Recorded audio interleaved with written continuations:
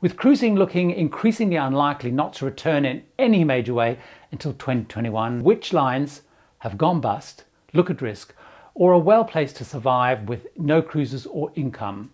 In May, not long after the shutdown began, Norwegian Cruise Line Group caused an enormous rumpus when they announced that they saw a real fundamental risk that they may not survive the shutdown. So what's happened, what's gone on, and what should we be expecting, particularly of the really big groups, the Carnival Corporation Group, which of course covers many lines, including Carnival, Seabourn, Holland America, Princess, Aida, Costa, and many more. The Royal Caribbean Group, which of course includes Royal Caribbean, Celebrity, Azamara, Silversea, and Norwegian Group, which includes Oceania and Regent 7 So far, there are 5 cruise lines that have actually gone bankrupt. All of them have tended to be smaller, more independent cruise lines. So who has actually gone bust? One of the Royal Caribbean partnerships went bankrupt fairly early on, and this was Pullman Tour, which was a Spanish-based cruise line.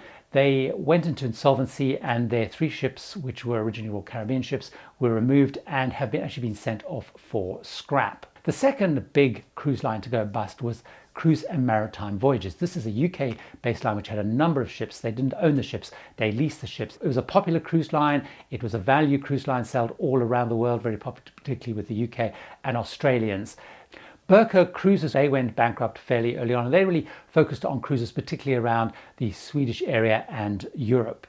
FTI Cruises, which was a German cruise line catering mostly for German passengers, really focusing on Europe and the Caribbean, they also went bankrupt.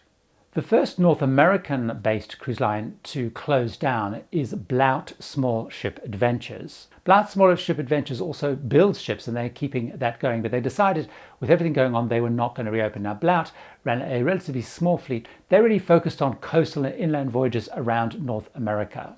The cruise lines that have gone bankrupt so far have tended to be smaller, more independent cruise lines without really deep pockets or owners with very deep pockets. There is one major cruise line that at this point in time is looking fairly at risk, and that is Crystal Cruises. Now, Crystal Cruises is part of Genting Hong Kong, which is a big player in cruising. They used to actually be the big shareholder of Norwegian Cruise Line before they sold that on.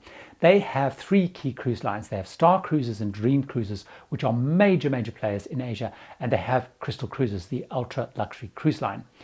That holding company currently has over $3 billion of debt, and they stopped payments to creditors to try and refinance. What they have said in recent days is that they have had some interest from investors around the Crystal product itself, the Crystal brand itself. The cruise line itself has issued a statement to travel agents saying they do have a path to keep cruising, to keep going, and they will keep paying refunds. Significantly though, a number of insurance companies will not cover Crystal bookings because there's question marks around it. So at this point in time, although it looks like Crystal will survive, it's definitely a cruise line under a lot of pressure.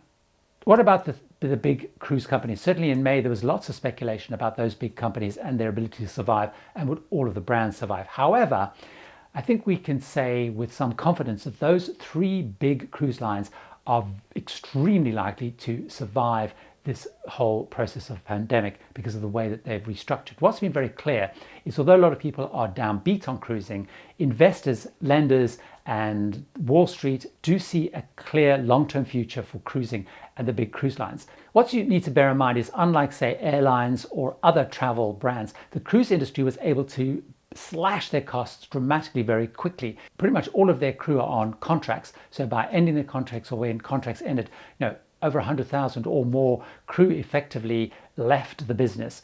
They put their ships into cold layout, which dramatically reduced costs. They slashed head office numbers shoreside. So for example, even in the UK, they cut their numbers of people working for Carnival Corporation by about 40%. Carnival Corporation, since the pandemic has started, according to the Financial Times, has raised over $11.5 billion. They're currently burning through around $650 million a month. Arnold Donald, the CEO, has said they have enough cash to keep going till at least June 2021, even if there is no cruising. So I think we can safely say that they are pretty well covered. The Royal Caribbean Group, so that is Royal Caribbean, Celebrity, Azamara, and Silversea, have also been able to raise an enormous amount of money. they're currently burning through $250 million a month. However, since the start of the pandemic, the Financial Times reports they have raised $7.1 billion. And again, what they're saying is they have enough money to keep going as an entity right through until the middle of 2021, even if there is no selling and no income coming in. Norwegian Cruise Line is burning through $160 million a month. And as I mentioned in May, they expressed a lot of concern about their ability to keep going. However, they have managed to raise an enormous amount of money. According to the Financial Times, they have raised $5 billion. And this is going to cover them through to at least Q3 2021, so even longer than the other groups. So as we can see, those major cruise lines and those major brands are very well covered. So unlike the gloomy predictions, cruise lines and cruise companies have not folded en masse as many had predicted they would do, because certainly there is a belief that there is a pent-up demand for cruising. Cruising will come back in the long term. And so investors are comfortable giving money to these companies, even though they're burning anything between $160 million and $650 million a month. The money is taking a bet on the long term of cruising. I have regular cruise updates, so why don't you subscribe to the channel so you get alerted when there are new updates, and why don't you go and watch another one of my cruise updates right now.